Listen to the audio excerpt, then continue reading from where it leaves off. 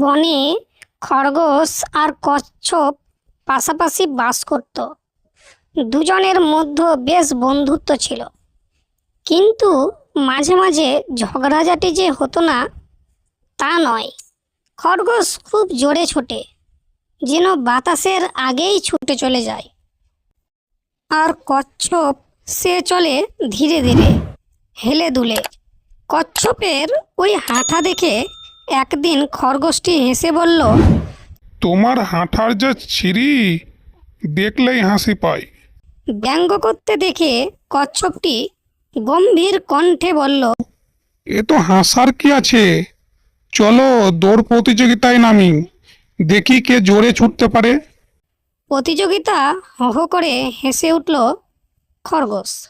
বলল, প্রতিযোগিতা? তা কার সঙ্গে? তোমার সঙ্গে? বলেই আবার হো হো করে হাসতে লাগলো। আচ্ছা, তুমি যখন নিজের মুখে বলছো তবে তো রাজি হতেই হয়। তাহলে কত দূর যাওয়ার প্রতিযোগিতা হবে আর কখন শুরু হবে? কচ্ছপ বলল, এখনই শুরু হবে। ওই অনেক দূরে নদীর ধারে একটা অশ্বত্থ গাছ দেখা যাচ্ছে, দেখি ওইখানে কে আগে পৌঁছাতে পারে।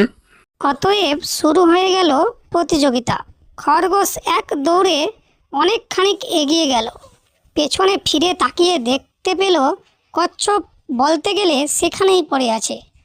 সেদিন রোদের তেজ ছিল বেশি। পাশেই গাছের নিচে একটু ছায়া দেখে খরগোশ ভাবল একটু বিশ্রাম নিলে ভালো হয়।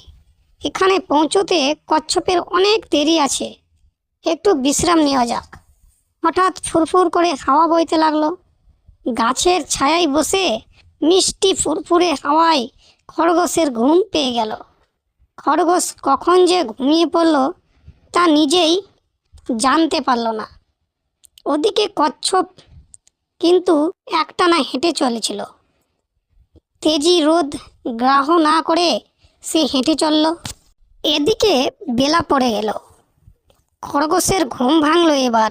সে তখন আশপাশে তাকিয়ে কচ্ছপকে দেখতে না পেয়ে নদীর তীরের সেই অশ্বত্থ গাছটার দিকে ছুটতে লাগলো। সেখানে পৌঁছে হাঁপাতে হাঁপাতে খরগোশ দেখল তার আগেই সেখানে কচ্ছপ পৌঁছে বিশ্রাম করছে। গল্পের শিক্ষা, ধীর ও স্থির ব্যক্তিরাই প্রতিযোগিতায় জয়লাভ করে।